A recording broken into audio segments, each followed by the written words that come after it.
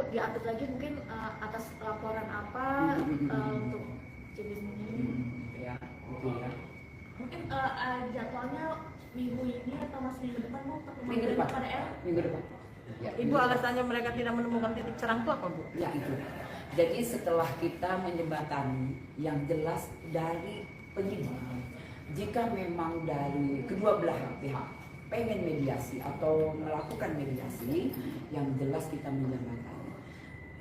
Jika memang tidak dapat titik terang, itu berarti permasalahan ada di dua belah pihak. Ya. Artinya ada tidak kesepakatan gitu. Betul. Jadi titik terangnya tidak ada dan titik kesepakatannya belum ketemu. Oleh karena itu memang dinyatakan tidak berhasil di mediasi kemarin. Berarti untuk status CB ini, WA ini apakah masih saksi terlapor? Masih saja. Oke. Oke. Lanjut RG. Apalagi RG? RG. Bisa Gladys. Rasman ada Bu? Ada. Enggak.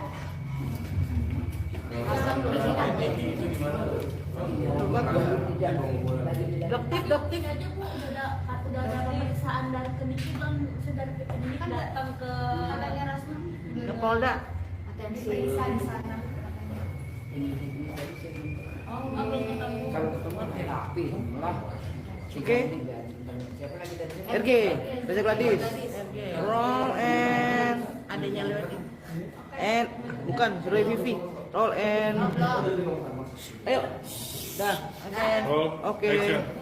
Bu Nurma, update lagi soal Dr. Reza Gladys alias RG, seperti apa kelanjutannya? Ya, kalau kemarin setelah kita menerima laporan polisi dari M ya, dari suami RG. Nah, kemudian sudah diperiksa, kemudian dimintain keterangan yang melaporkan ya. Yang ditunggu-tunggu, boom. Nikita resmi melaporkan Pak Sutri pasangan suami istri manusia silver manusia abu-abu itu menyala loh, menyala. Cuy, mam. Kemarin lawyernya ya, siapa itu Pak Anus ya kan? Pak Anus itu lucu deh. Pak Anus preskonnya dokter jadi tahu sekarang. Ketar-ketir ya. P19 ya. Laporannya ke kejaksaan ya, ke NM ya. P19. Kena apa sih butuh kesaksiannya Doktif? Doktif nggak mau gitu ya. Kalau Doktif mau berarti Doktif jadi belain dong. Belain yang namanya RG dong, kliennya kamu Pak Anus. Nggak mau gitu ya. Kan katanya kamu ngerekam semua kan klien kamu Pak Anus. Kalau klien kamu Pak Anus merekam semua, kan bisa didengerin penyidiknya dari awal. Jangan dipotong-potong, jangan di framing. Kalau dipotong-potong kesannya Doktif nih yang salah. Tapi kalau dengerin semuanya full, ada apa ya guys? Tuh, ya, semua bisa terbantahkan. Ya, hanya Pak Anus. Makanya kliennya dibilangi jangan bikin blunder, pusing sendiri kan? Pusing sendiri kan? Bang Fahmi tentang kondisi sekarang Niki di dalam kayak gimana, sehat atau seperti apa? Sehat, kondisinya Pak, kondisinya cuman kan kita cuma pesan kabarkan kalau saya sehat, kabarkan kalau saya oke aja, kabarkan kalau saya baik-baik aja, itu jadi supaya tidak khawatir fans-fansnya dia kan, itu tetap dikabarkan, siapapun yang jenguk pasti cuma itu disampaikan, kabarkan kalau saya sehat, kabarkan kalau saya baik-baik saja. Jadi Bang Fahmi itu kan ngabarin itu kan, jadi menurut aku kita tidak mau kalian tuh yang di luar khawatir tentang kondisi dia fine, dia sehat, karena mungkin ada di luar sana, di pojok sana atau di mana, di dunia mana ada kepengen kalau dia yang merana, dia sengsara, jadi nggak ada yang sengsara, nggak ada yang merana, nggak ada, dia saja, dia happy, dia baik-baik saja ya, tidak ada yang merana. Mungkin kalian yang merana kalau dia keluar, siapa kak itu tahu. Oke, support dan harapannya ke depan untuk Oke, supportnya apa?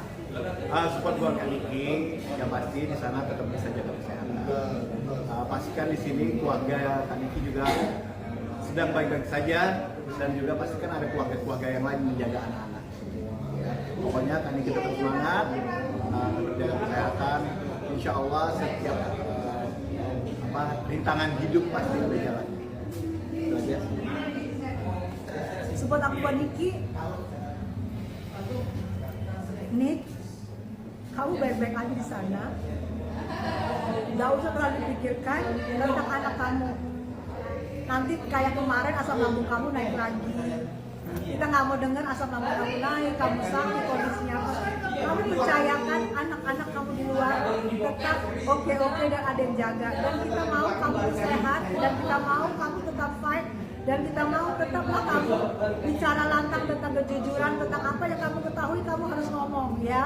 Jangan ada yang kamu tutupin sayang ya, karena di luar sini sudah kacau balau, menyebut kamu bisa ini, dan aku yang tiap hari berperang melawan mereka itu nyebut kamu pemerat, nyebut kamu ini, aku yang tiap hari berperang melawan mereka. Jadi tetaplah kamu tunjukkan kalau kamu itu benar, kalau kamu itu oke, kalau kamu itu tidak ada masalah dengan pasal-pasal yang dituduhkan mereka ya. Aku percaya sama kamu, aku tetap nunggu kamu kembali ke dunia sosmed, kembali ke anak-anakmu ya.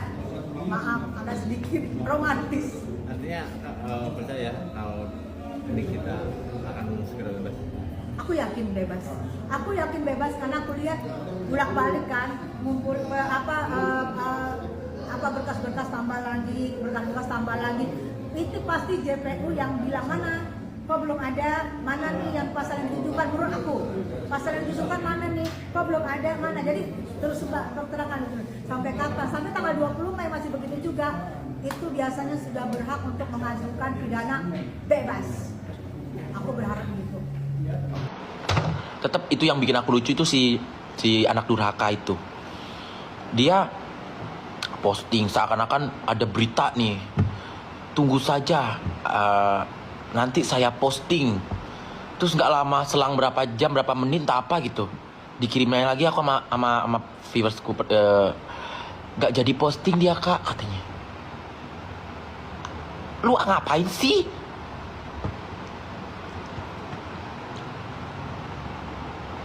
Ya, tidur nggak katanya. Babu tukang ngemut, katanya. Ya ngemut nih.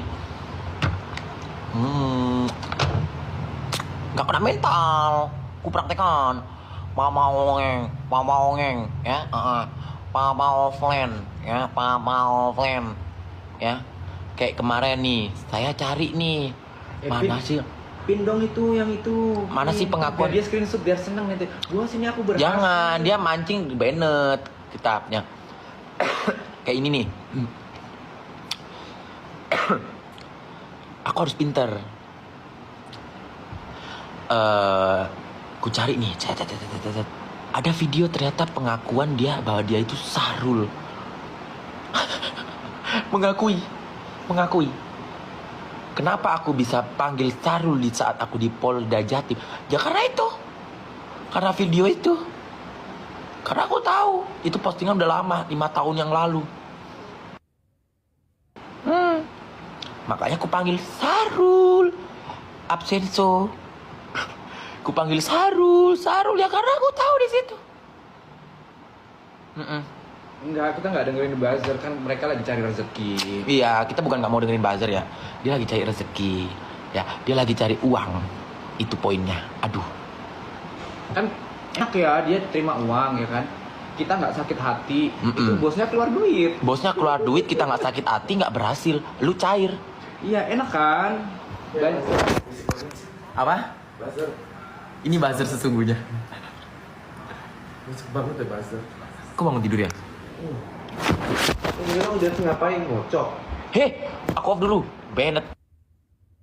Nah guys, hari ini Miss Gosip mau membahas tentang segitiga bermuda yang beranggotakan Nicky Bull, Oki Jelly Drink, dan Sondersip. Lalu siapakah Dr. Topeng? Kenapa Dr. Topeng namanya tidak disebut dalam segitiga bermuda, namun namanya sering disebut dalam kasus pemerasan?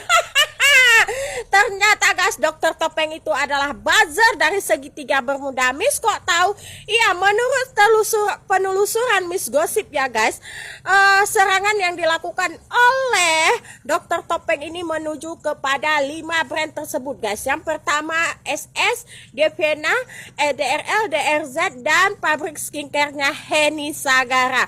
Nah, dalangnya siapa? Dalangnya Oki Jelly Drink guys, yang merasa so suci, yang merasa tidak pernah terjerat hukum. Lalu wayangnya siapa? Wayangnya adalah Nicky Bull yang merasa jagoan dan kebal hukum.